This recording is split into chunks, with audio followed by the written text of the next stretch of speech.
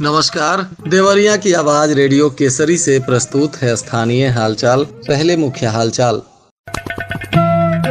जिला कारागार का किया गया औचक निरीक्षण। बिजली का मुकदमा दर्ज होने पर दलाल मांग रहे हैं ऑनलाइन पैसा। डॉक्टर और कर्मचारी को ड्रेस में रहकर मधुर व्यवहार करने का दिया गया निर्देश। कांवड़ यात्रा के चलते बसों का रूट डाइवर्ट, अधिक किराया देने पर यात्री मजबूर। डेंगू को लेकर स्वास्थ्य विभाग ने सतर्क रहने की दी हिदायत। स्थानीय हालचाल के इस अंक के साथ मैं अनिकेत मिश्र। अब हालचाल विस्तार से। माननीय जनपद न्यायाधीश सह अध्यक्ष जिला विधिक सेवा प्राधिकरण देवरिया देवेंद्र सिंह के मार्गदर्शन में निरुद्ध कैदियों की रिहाई हेतु जिला कारागार देवरिया में सचिव सह अपर जिला एवं सत्र न्यायाधीश मनोज कुमार द्विवेदी के द्वारा औचक निरीक्षण किया गया। इस दौरान तमाम पदाधिकारीगण मौजूद रहे।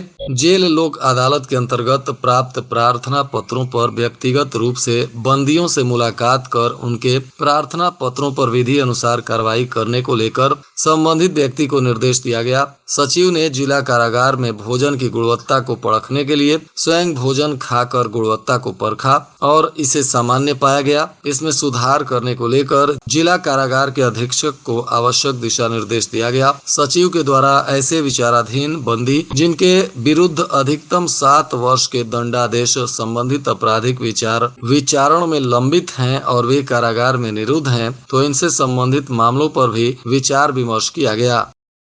बिजली विभाग के द्वारा समय समय पर बिजली चोरों के विरुद्ध अभियान चलाया जा रहा है। इसका फायदा जालसाज उठा रहे हैं। वह लोगों को फोन कर बिजली चोरी का मुकदमा दर्ज करने की बात कहकर ऑनलाइन रुपयों की मांग कर रहे हैं। कुछ लोगों ने इसकी शिकायत बिजली विभाग के अधिकारियों से किया। विभाग ने इसके लिए जालसाजों के द्वारा ठगी करने के झांसे में नहीं आने की अपील की है। बताया जा रहा है कि बिजली विभाग में 4 डिवीजन है, जिसमें बिजली के लगभग 5 लाख विद्युत उपभोक्ता है। इसके बाद भी कुछ लोग चोरी से बिजली का उपयोग करते हैं। कुछ महीने पहले अलग अलग जगहों पर टीम ने चेकिंग अभियान चलाकर चोरी का बिजली जलाने वालों के विरुद्ध मुकदमा दर्ज कराया है। अब इसी का फायदा उठाकर जालसाज आरोपी के घर फोन कर उनसे पैसों की मांग कर रहे हैं।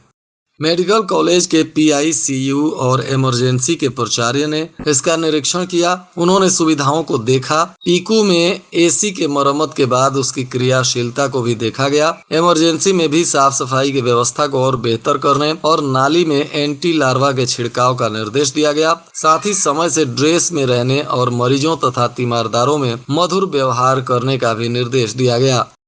देवरिया से गोरखपुर लखनऊ 4 लेन पर कांवड़ यात्रा के चलते रूट का डायवर्जन किया गया है और इसका सीधा असर देवरिया और गोरखपुर से लखनऊ तथा कानपुर तक यात्रा करने वाले यात्रियों की जेब पर पड़ रहा है। जिले से जा रही बसों को खलीलाबाद या बस्ती से ही मोड़ दिया जा रहा है। ऐसे में यहाँ यात्रियों को बढ़े हुए किराए के साथ ही यात्रा पूरी होने में अधिक समय भी जाया करना पड़ता है। बताया जा रहा है कि डायवर्जन के चलते देवरिया डिपो की बसें भी प्रभावित हो रही हैं। वर्तमान में डिपो से दिल्ली के लिए 2, लखनऊ के लिए 5 और कानपुर के लिए 8 बसें संचालित हो रही हैं। रूट डायवर्जन के चलते खलीलाबाद और बस्ती से ही अयोध्या की ओर जाने वाली बसों को अन्य रास्तों से चलाया जा रहा है। बस्ती में अधिकतर बसों को फुटहिया चौराहे से लंबिनी दुद्रगी मार्ग की ओर मोड़ दिया जाता है। गोरखपुर से लखनऊ कानपुर जाने वाली कुछ बसों को खजनी, कलवारी, अंबेडकर नगर होते हुए लखनऊ तक भेजा जा रहा है। रूट डायवर्जन के चलते ट्रेनों में भी अधिक भीड़ के रूप में इसका असर दिख रहा है। बिहार से आने वाली ट्रेनों में यह सर्वाधिक है। कम किराया और समय कम लगने के चलते अधिकांश यात्री बसों से जाने के बजाय अब ट्रेनों को ही तरजीह दे रहे हैं। देवरिया सदर स्टेशन से अधीक्षक संदीप भटनागर ने बताया कि सुबह में लखनऊ जाने वाली ट्रेनों के अलावा रात में कृषक एक्सप्रेस में इस समय अधिक भीड़ हो रही है।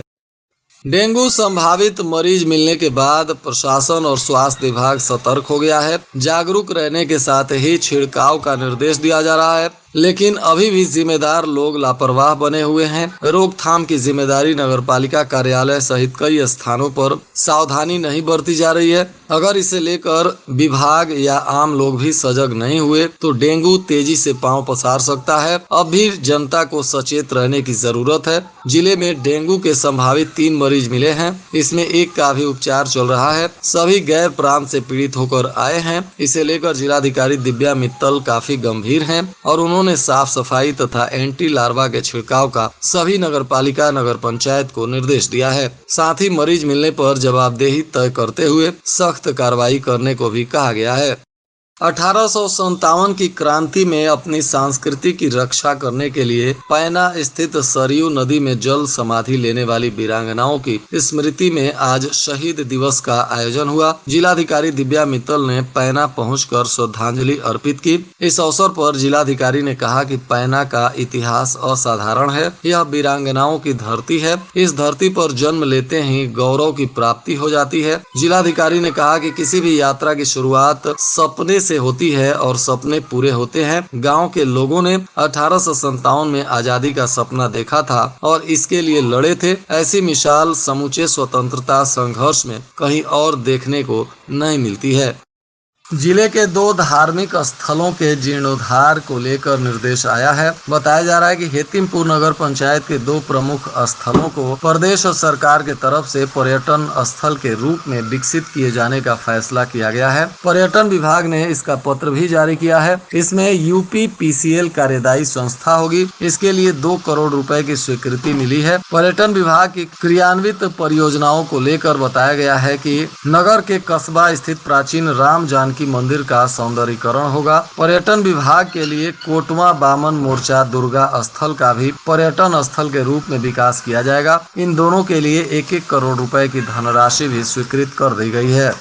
उप कृषि निदेशक ने बताया कि 18 जुलाई को आयोजित किसान दिवस में कृषि से जुड़ी 2 प्रमुख समस्याएं संज्ञान में लाई गई थी। कृषकों द्वारा नलकूप के कनेक्शन हेतु प्रत्येक खसरे अथवा चकों में स्थापित नलकूपों के लिए अलग अलग कनेक्शन लेना पड़ रहा है। इसकी जानकारी दी गई। कृषकों के सुझाव या मांग थी कि एक ही खसरे अथवा चकों में स्थापित ट्यूबवेल की विद्युत कनेक्शन से कृषकों के दूसरे अन्य खसरे में स्थापित नलकूप को जोड़ दिया जाए, जिससे कि एक ही मीटर से उपयोग की गई विद्युत बिल का भुगतान हो सके। दूसरी समस्या कृषकों के द्वारा बताया गया कि मुख्यालय के नगर पालिका क्षेत्र के विस्तार होने के कारण विस्तारित नगर पंचायत क्षेत्र में ग्राम आ जाने के कारण सिंचाई हेतु निःशुल्क बोरिंग की सुविधा नहीं मिल पा रही है। इन दोनों ही सुझाव को लेकर प्रशासन ने संज्ञान लिया है और इसमें कृषकों की मदद करने की बात बताई गई है।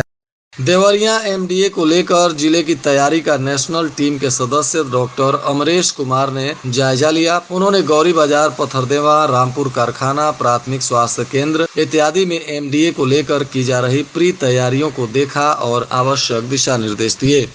कल्की धाम के पीठाधीश्वर आचार्य प्रमोद कृष्णम देवरिया आए हुए थे। इस दौरान उन्होंने देवरिया के भुजौली में पत्रकारों को संबोधित करते हुए कहा कि लव जिहाद उत्तर प्रदेश विधानसभा में लाए गए कानून पर अपनी बात रखते हुए उन्होंने बताया कि विपक्ष का एकमात्र लक्ष्य है भारत की संस्कृति को नष्ट करना, भारतीय संस्कृति सभ्यता विचारों को खत्म करना। उन्होंने कहा कि विपक्ष इस देश में तालिबानी शासन चाहते हैं। जहां लव जिहाद की बात है, जहां लव है वहां जिहाद नहीं हो सकता और जहां जिहाद है वहां लव नहीं हो सकता। दुनिया का कोई धर्म यह नहीं बताता कि झूठ बोलकर रिश्ता बनाओ। आज जो उत्तर प्रदेश की सरकार ने फैसला लिया है, इसकी उन्होंने सराहना करते हुए मुख्यमंत्री योगी आदित्यनाथ के सरकार की तारीफ की और कहा कि मैं इसका समर्थन करता हूं। बताया जा रहा है कि भुजौली में वह विजय राय के आवास पर थोड़ी देर के लिए रुके हुए थे। उन्होंने कहा कि राहुल गांधी के बयान की भाजपा देश के लोगों को चक्रव्यूह में फंसा रही है के सवाल पर उन्होंने बताया कि राहुल गांधी को पता ही नहीं है कि चक्रव्यूह की रचना किसने की थी। तरकुलवा थाना क्षेत्र के पथरदेवा कस्बा के कॉलेज मोड़ स्थित सराफा की दुकान में दिन दहाड़े घुसकर एक महिला ने 1.5 किलो चांदी के गहनों पर हाथ साफ कर लिया। करीब 2 मिनट दुकान को खंगालने के बाद महिला फरार हो गई। दुकान में लगे CCTV कैमरे में पूरी वारदात कैद हो गई है। पीड़ित व्यवसायी ने इसकी शिकायत पुलिस को दी है। पुलिस अब CCTV फुटेज के आधार पर मामले की तफ्तीश कर रही है। और आज के मौसम का तापमान देवरिया में न्यूनतम 27 डिग्री सेल्सियस और अधिकतम 40 डिग्री सेल्सियस रहने की संभावना है। अंत में मुख्य हालचाल एक बार फिर। जिला कारागार का किया गया औचक निरीक्षण। बिजली का मुकदमा दर्ज होने पर दलाल मांग रहे हैं ऑनलाइन पैसा। डॉक्टर और कर्मचारी को ड्रेस में रहकर मधुर व्यवहार करने का दिया गया निर्देश। कांवड़ यात्रा के चलते बसों का रूट डाइवर्ट, अधिक किराया देने पर यात्री मजबूर। डेंगू को लेकर स्वास्थ्य विभाग ने सतर्क रहने की दी हिदायत। इसके साथ ही रेडियो केसरी से प्रसारित स्थानीय हालचाल का यह अंक समाप्त हुआ। नमस्कार।